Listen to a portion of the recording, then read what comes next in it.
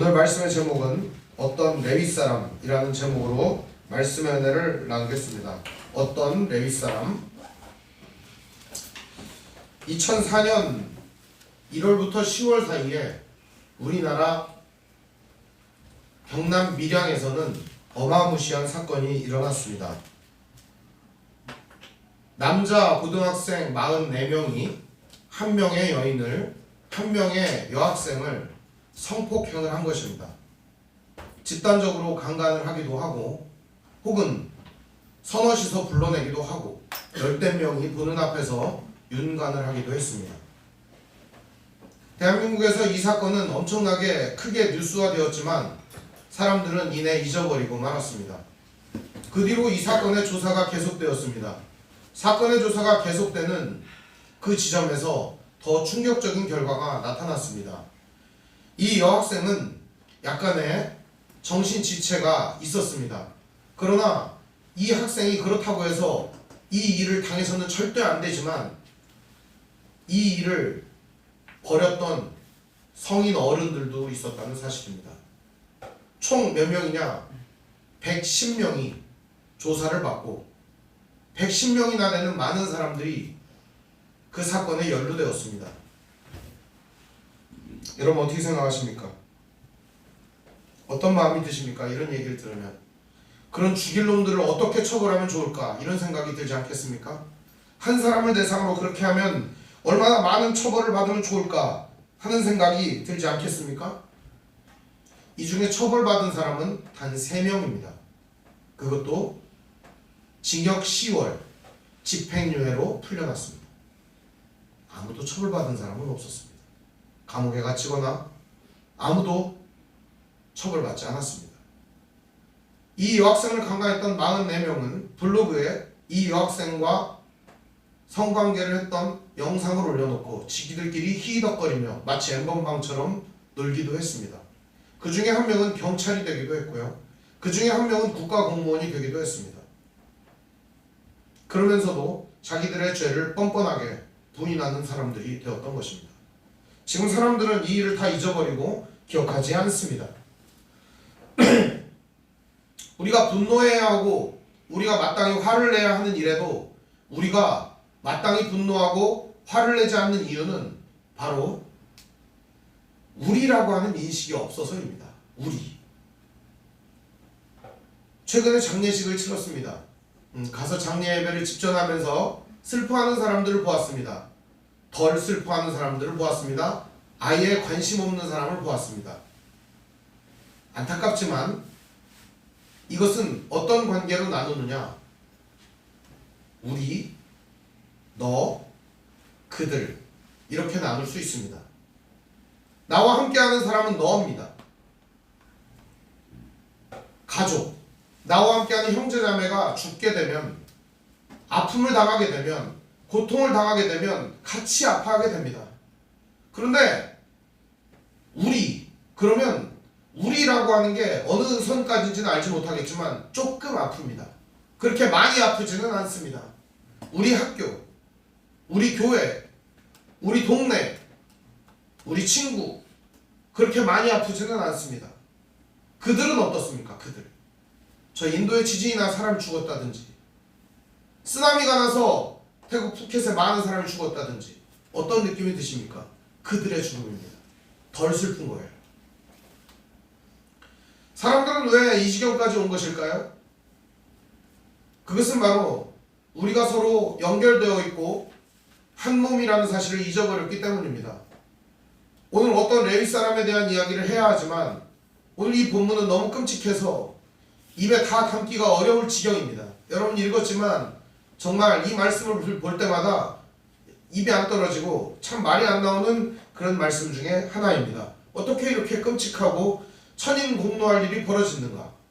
저는 이 말씀을 볼 때마다 그 생각이 많이 납니다.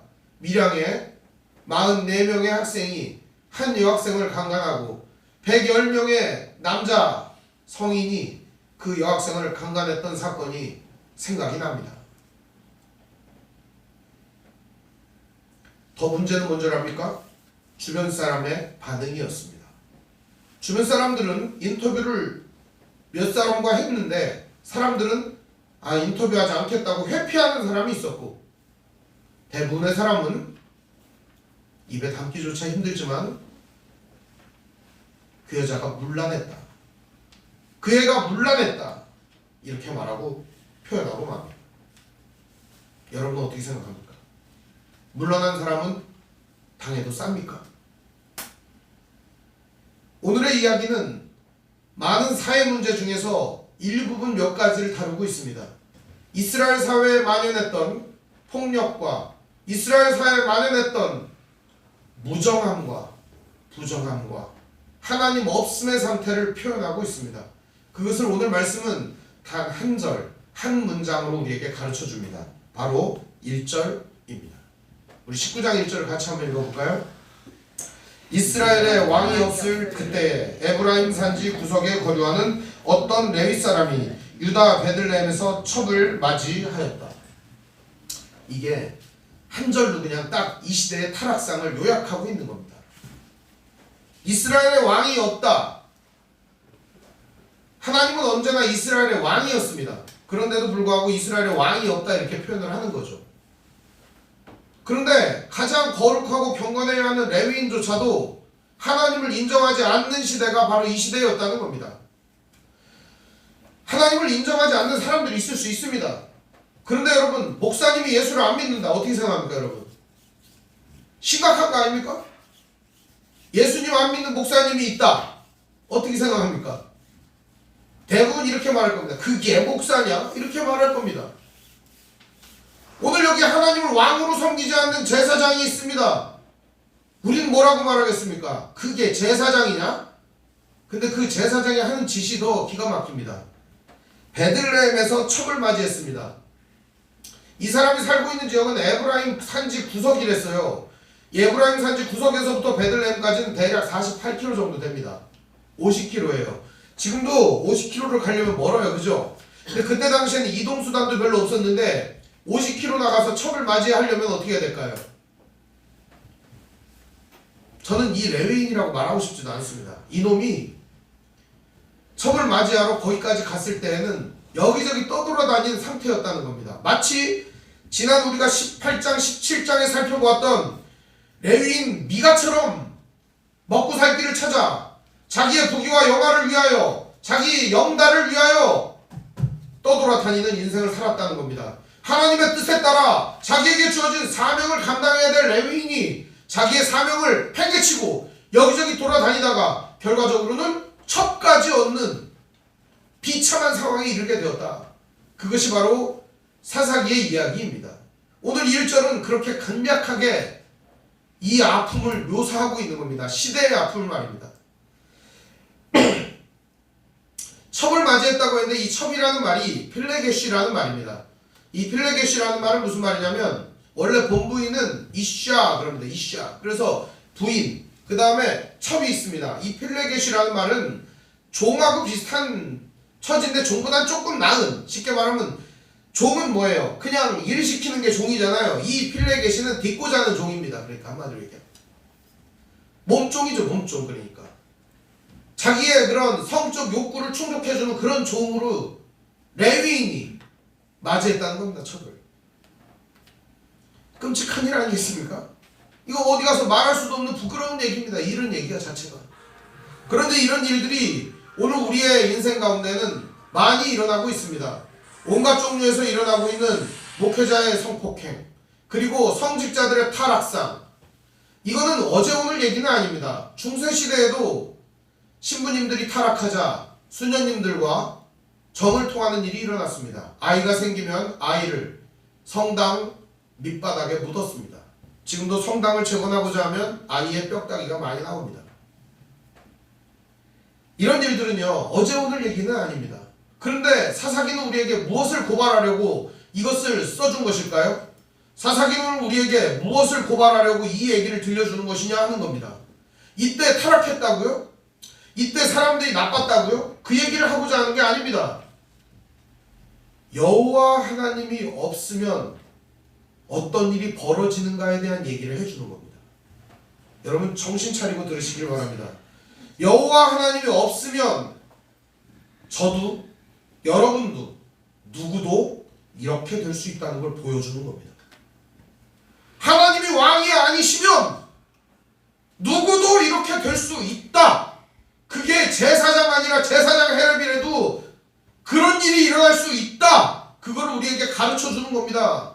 하나님이 왕이 아닌 시대가 바로 이런 시대이며 오늘 이 시대의 비극도 하나님이 아닌 하나님이 하나님 되시지 못한 시대에 일어난 비극이라는 겁니다. 우리가 이것을 깨달을 때 우리의 왕이신 하나님을 우리의 왕으로 섬기며 살 때 이러한 문제에 휘말리지 않게 되며 이러한 타락에 휘둘리지 않게 되는 것입니다. 타락은 마치 무엇과 같으냐? 수렁과 같습니다.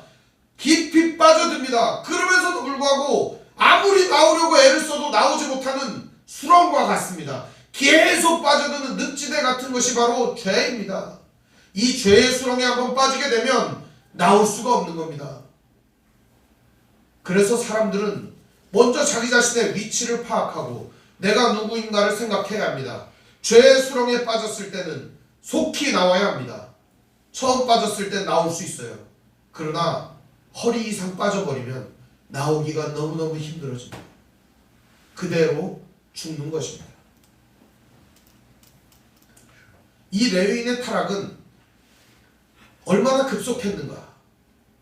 여러분, 밀양의 44명의 학생이 한 명의 여성을 성폭행했다. 그 사람들 이름이 다 공개됐어요. 인터넷에 보면 다 공개가 되어 있습니다. 그런데 그 사람들의 이름은 죄다 공개가 되어 있는데 이 레위인의 이름은 안 등장을 하네요. 무슨 얘기일까요? 한마디로 얘기하면 이 시대는 어떤 레위인이든지 다 그러고 있었다는 거예요. 다 그러고 있었다는 거예요. 여러분 한번 생각해 보세요. 도로에서 교통사고가 나서 누가 죽었습니다. 처음에 차가 없을 때는요, 어디에 사는 김 누구누구 씨가 교통사고를 당해갖고 지금 죽었다라고 뉴스가 나왔을 겁니다. 경부선이 막 개통되고 나서 첫 사고나 막 몇 번째 사고가 나면은 말입니다. 근데 지금 교통사고 났다고 누구누구 이름 다 나옵니까? 어디서 교통사고 몇 건 났고 어디서 몇 건 났고 어디서 몇 건 났고 이렇게 나가는 거 아닙니까? 누구나 당할 수 있고 누구나 그 사고의 위험에 놓여 있을 수밖에 없기 때문에 그런 거 아닙니까? 오늘 여기 레위인의 이름이 언급되지 않은 이유는 무엇이냐? 다 그러고 있었다는 거예요. 다 그러고 있었다. 여러분 이때가 사사기 말기 같습니까? 이때는 사사기 초창기입니다. 이 사사기 말미에 이 말씀이 나온다고 해서 이게 사사기 말기의 이야기가 아니라 사사기가 처음 시작할 때의 이야기입니다. 그러니 사사기가 처음 시작할 때 이스라엘 백성들이 가나안 땅에 들어와서 정착하면서 벌어진 이야기가 이런 이야기예요. 그럼 이 다음 시대는 어떨까요, 여러분? 생각해 보세요. 다음 시대는 더 많이 타락하겠죠.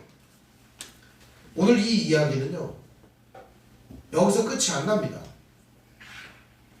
20장, 21장까지 이어집니다. 오늘 이 19장의 이야기는 21장까지 긴 내러티브를 갖고 있어요.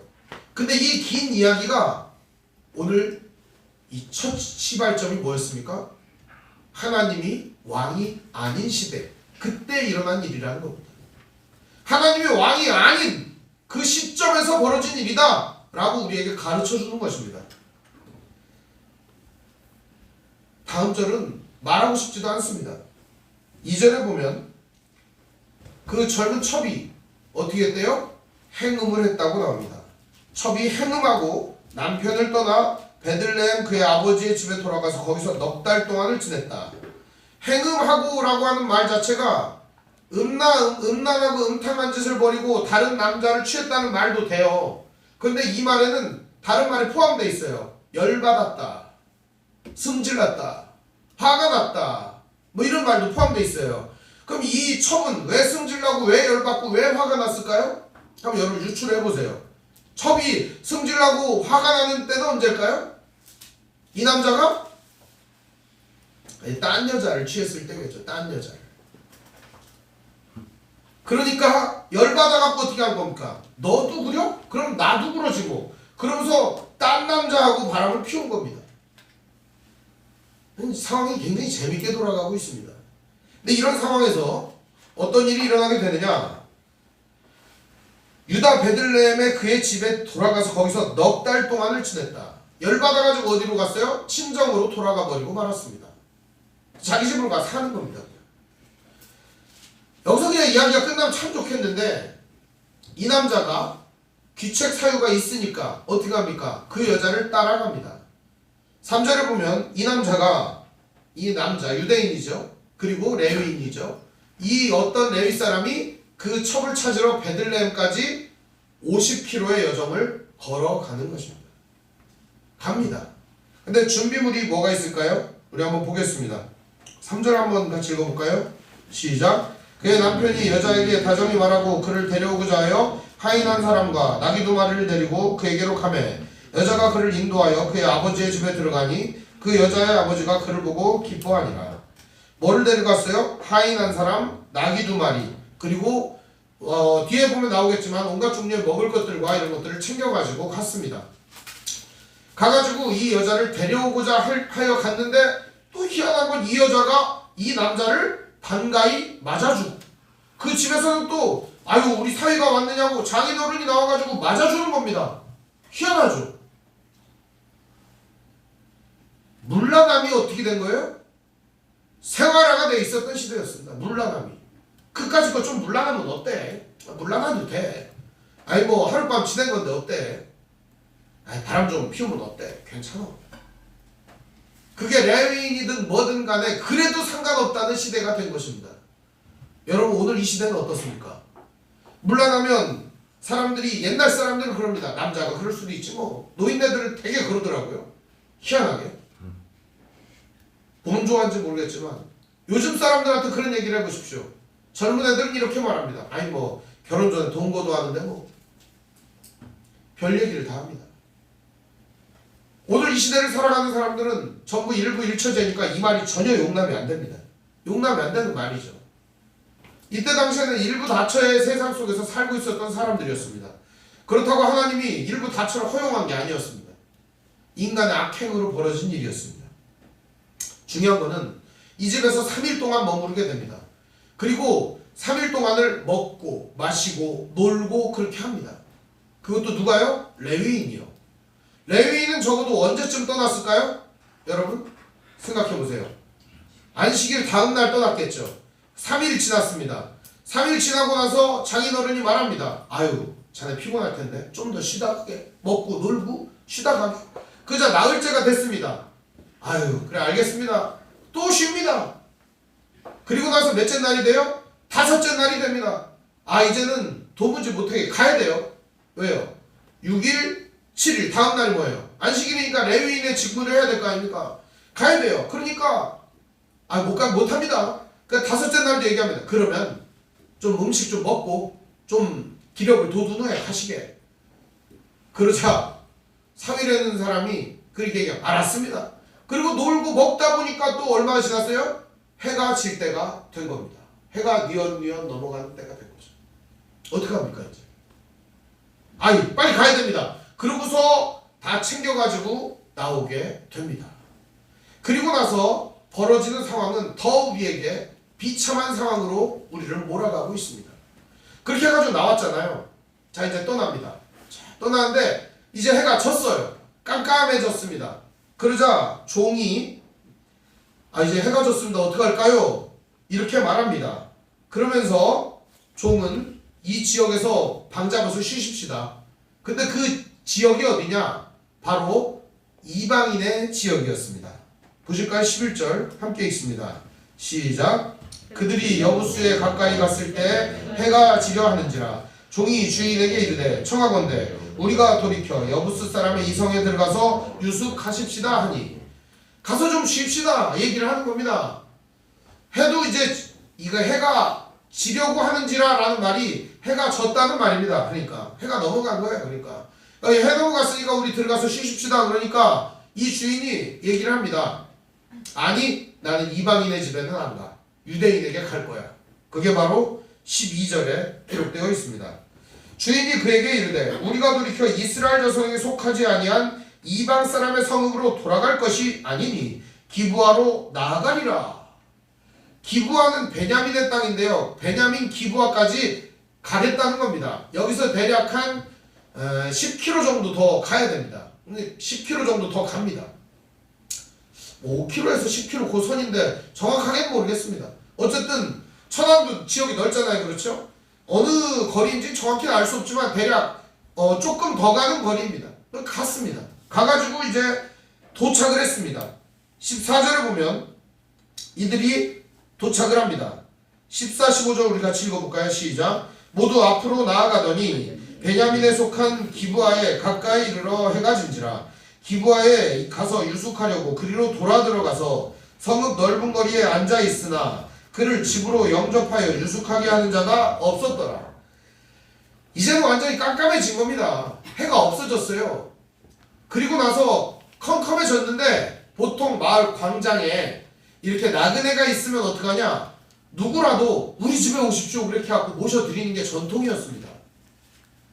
아브라함은요 부지 중에 나그네를 영접했다가 천사를 영접했고 이스라엘에서는 나그네를 영접하는 것이 당연한 전통으로 여겨졌습니다. 성경에 보면은 나그네를 영접하는 전통은요 예전부터 있었습니다. 그리고 이 베두인 사람들은 유목민들이었잖아요. 이스라엘이. 이 사람들은 원래가 나그네를 영접하는 것을 가장 큰 미덕으로 여겼습니다. 왜냐? 자기도 나그네가 될 수 있고 자기도 언젠가는 나그네였었기 때문에 나그네를 영접하는 일은 일상화되어 있었습니다. 여러분들이 출애굽기 22장, 23장 이렇게 보면은 나그네를 선대하라는 말씀이 있습니다. 이 말씀을 들으면 알겠지만 우리도 누군가는 여행자가 되고 나그네가 되고 떠돌이가 될 수 있는 겁니다. 그래서 이 나그네를 영접해야 되는데 내비놔뒀다는 건 무슨 얘기일까요? 나 아닌 다른 사람은 상관없다는 겁니다. 그들의 고통은 상관없다는 겁니다. 그들은 고통 당해도 된다 이런 생각을 가지고 있었다는 겁니다. 그러니까 나 아닌 다른 사람, 내 가족 아닌 다른 사람은 죽어도 돼. 아무 상관이 없어. 이런 생각을 하고 있었다는 거예요. 얼마나 위험한 생각입니까? 이런 일들이요 우리를 비참하게 만들고 이 시대를 비참하게 만드는 겁니다.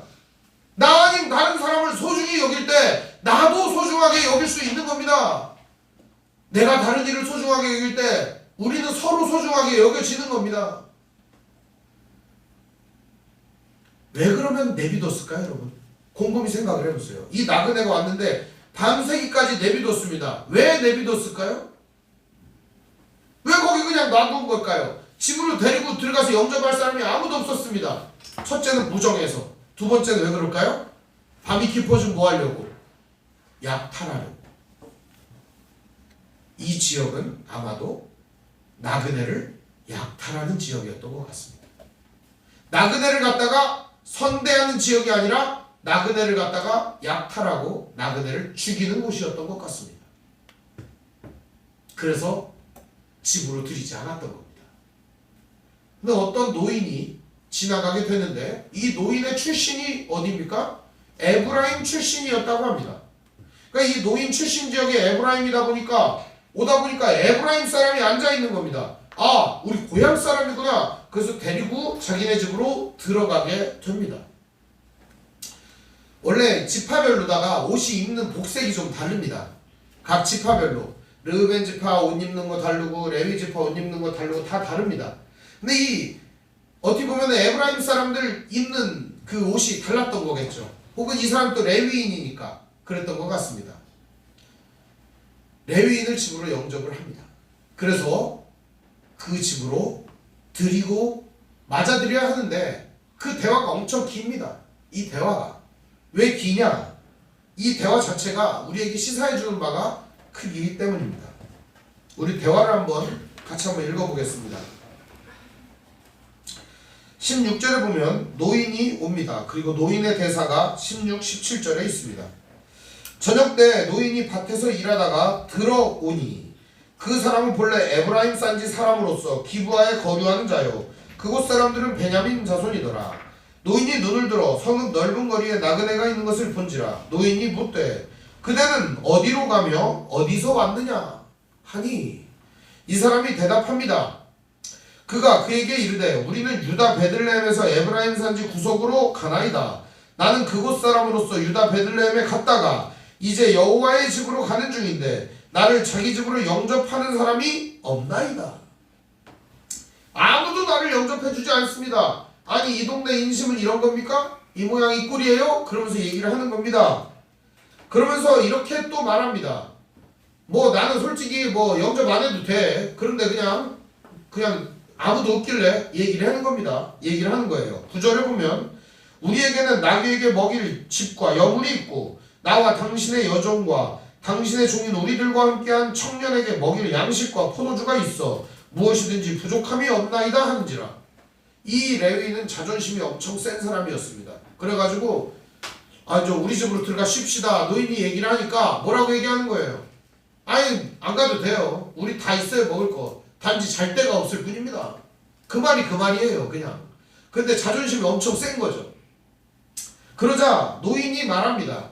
이 사람을 그래도 집에 들여야 하겠기에 이렇게 말합니다. 노인이 이르되 그대는 안심하라. 참 착한 사람이 그죠?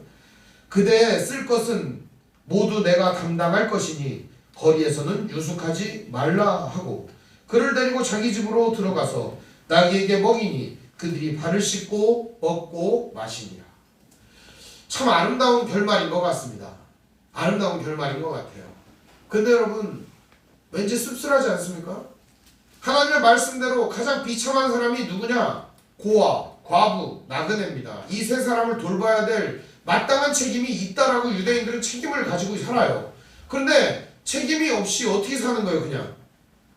그냥 이 나그네를 갖다가 약탈하려고 마음먹고 있었다는 겁니다.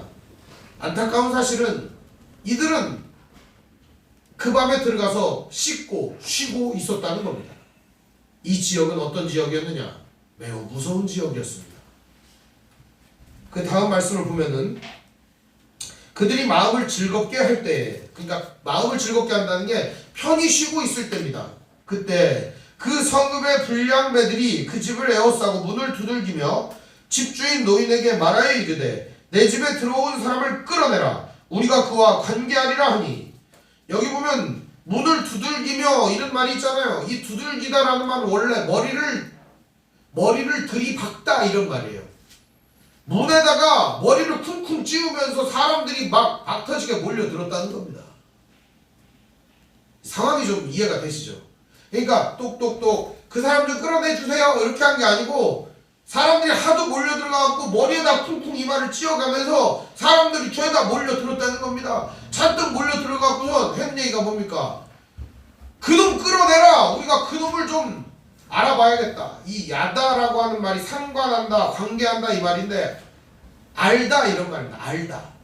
원래 이 알다는 말이 성관계에 쓰이기도 하고 혹은 그 사람과의 속속들이 모든 것을 교통하고 교류하는 관계에 이 야다라는 말을 씁니다. 내가 누구를 안다라고 말할 때 깊이 안다, 속 깊이 안다, 모두 안다라고 하는 표현이에요. 대표적으로는 이게 성관계를 할 때 쓰이는 단어라서 내가 그하고 성관계를 하겠다 하면서 사람들이 막 몰려드는 것처럼 보이기도 하는데요. 여기에는 중의적인 의미도 들어있습니다. 무슨 얘기냐? 그놈 있잖아. 타지에서 온 놈! 그놈 끌어내라. 우리가 그놈 손 좀 봐줘야겠어. 약탈해야 되겠어. 그놈 가진 거 우리가 다 뺏어야겠어. 짐도 많고 보니까 여자도 데리고 왔던데 다 뺏어야 되겠다. 우리가 그와 관계도 해야 된다. 이곳은 동성애도 하는 지역이었습니다.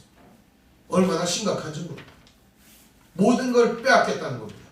나그네를 선대해야 되는 이스라엘 백성이지만 나그네를 약탈하려고 드는 약탈꾼들이었습니다. 이 불량배라고 소개된 단어가 있습니다. 에노시라는 말인데요. 이 말은 원래 에노스라는 말입니다. 이 에노스라는 말은 죽을 수밖에 없는 존재 그런 뜻입니다. 죽어야 하는 존재, 마땅히 죽어야만 하는 존재 그런 뜻입니다. 에노스라는 말은. 이 에노시라는 말은 이런 말로도 쓰입니다. 신명기 13장 33절에 나오는 뜻은 유익이 없는 자 그렇게도 쓰이고요. 사무엘상 2장 12절은 여호와를 모르는 자라고 하는 의미로도 쓰입니다. 저는 이 사무엘상 2장 12절에 여호와를 모르는 자라는 표현이 아주 적절한 것 같습니다. 여기는 불량배라고 번역했는데 이렇게 번역하면 좋을 것 같아요. 그들이 마음을 즐겁게 할 때 그 성읍에 여호와를 모르는 자가 여호와를 모르는 자들이 이렇게 하면 아주 좋을 것 같아요. 한마디로 얘기하면 하나님이 왕이 아니신 자들, 아예 하나님을 모르는 자들이 몰려들었습니다. 근데 이 지역은 어느 지역이었어요? 베냐민 지역이었습니다. 안타까운 것은 이스라엘 땅이었다는 겁니다. 이스라엘 땅에 여호와를 모르는 자들이 있었다는 겁니다. 얼마나 마음이 아픕니까, 여러분? 하나님의 뜻대로 정착해서 그 땅을 정복하고 하나님의 나라를 이루어야 할 이스라엘 백성 가운데 여호와를 모르는 자가 있었다. 오늘 이 시대의 교회 안에도 그럴 수 있습니다. 이 시대 예수를 믿는다고 하는 사람들 중에도 여호와를 모르는 자가 있을 수 있다는 거예요. 이 시대 예수를 믿는다고 자부하는 사람들 중에도 예수를 모르는 자가 있을 수 있다는 겁니다. 이 시대 하나님을 믿는다고 말하는 사람들 중에도 하나님을 모르는 사람이 있을 수 있다는 겁니다. 하나님을 모르는 사람이 단순히 그냥 교회 오늘 처음 나온 사람이었으면 좋겠어요. 그게 아니라는 거예요. 문제는 이스라엘이라고 하는 딱지를 붙이고 있고 베냐민 지파라고 하는 딱지를 붙이고 있고 그들은 그 자리에 하나님이 주신 땅에 성읍을 차지하고 살아가고 있었다는 겁니다. 오늘날로 말하면 교회도 있고 구역도 있고 그리고 목장도 있고 사람들 함께 어울려 다니는 그런 성도들도 있는 그들 중에 하나님 모르는 사람이 있었다는 겁니다. 근데 그들은 어떤 자들이었어요? 마땅히 죽어야만 하는 자들이었다는 겁니다. 죄인이었고 이들은 깡패들이었습니다. 성경은 이들을 하는 짓을 보고 번역을 한 거겠죠. 불량배들이었습니다. 몰려들어서 그 사람을 우리가 빼앗고 강탈해야겠다 얘기를 하는 겁니다. 그러자 집주인 노인이 나아가서 타이릅니다. 뭐라고 타이르냐? 23절을 우리 같이 한번 읽어볼까요? 시작. 집주인 그 사람이 그들에게 나와서 이르되 아니라 내 형제들아 청하노니 이 같은 악행을 저지르지 말라. 이 사람이 내 집에 들어왔으니 이런 망령된 일을 행하지 말라. 제발 그러지 말아다오. 얘들아 그러지 마라. 노인이 얘기를 하는 겁니다. 너들 이러면 안 돼. 이거 망령된 일이야. 이거는 잘못된 거야.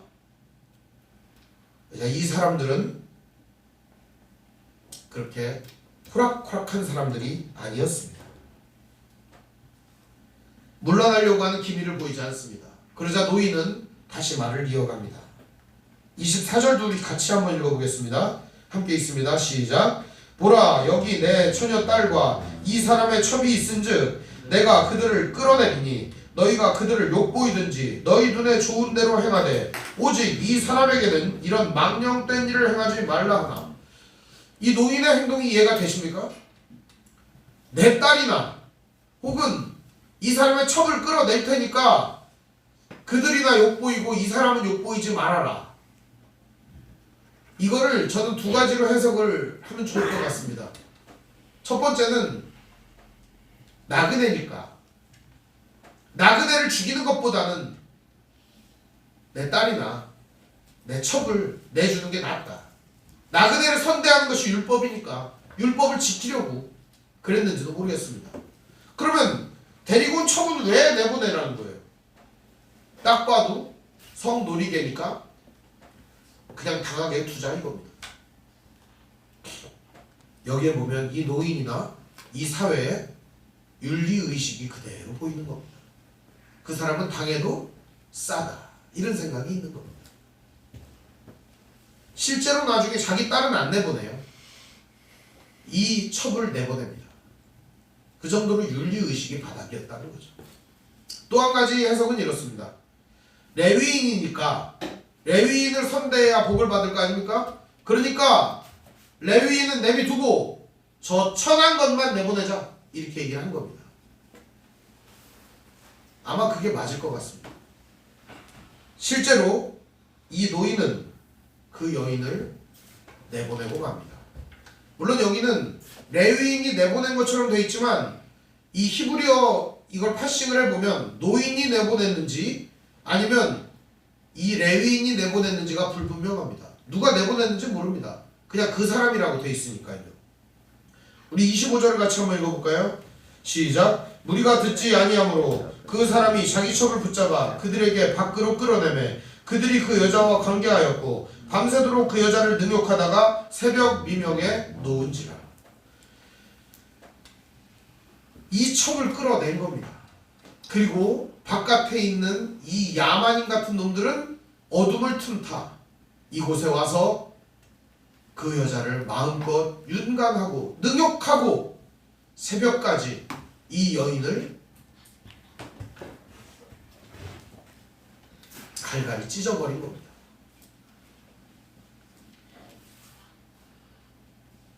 얼마나 비참한 얘기입니까?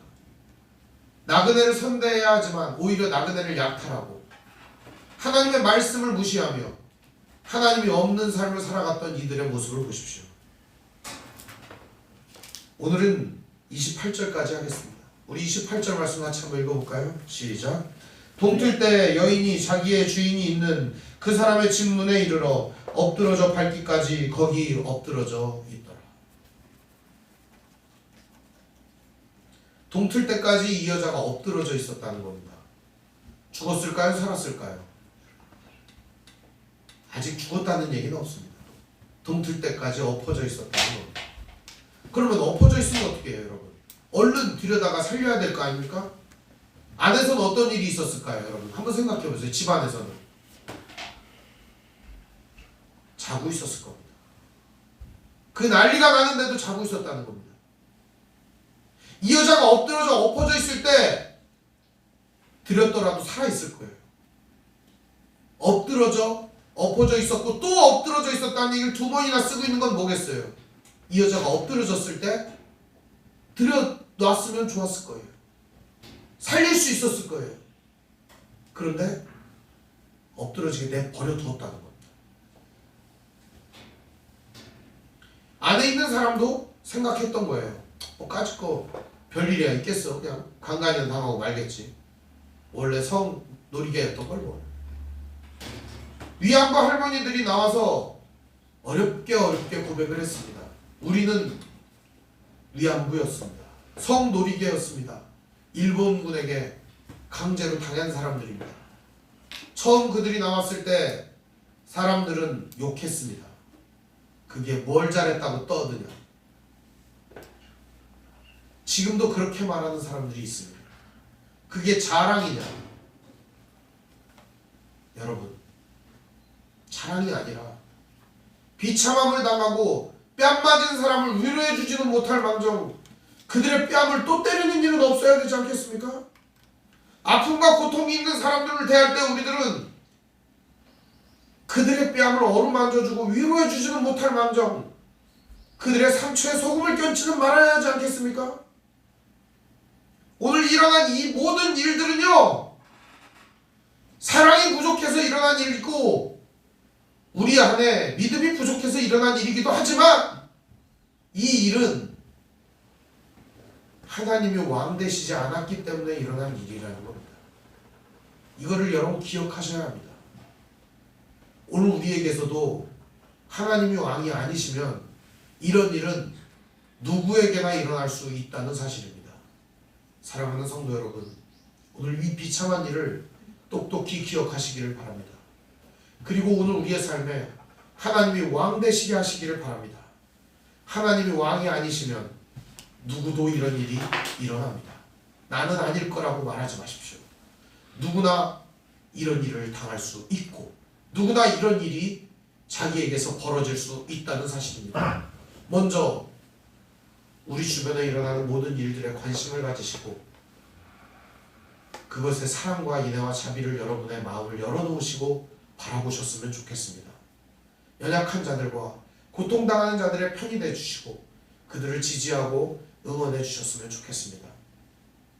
오늘 우리의 이 연약한 삶도 누군가의 지지와 응원이 필요한 듯이 말입니다. 오늘 하나님께서 우리를 지지해 주시고 응원해 주시고 함께 해 주십니다. 오늘도 하나님과 함께 동행하며 믿음의 삶을 걸어가시기를 주님의 이름으로 축원드립니다. 기도하겠습니다. 사랑과 은혜가 풍성하신 아버지 하나님, 은혜와 사랑을 감사드립니다. 피에 굶주린 사람들,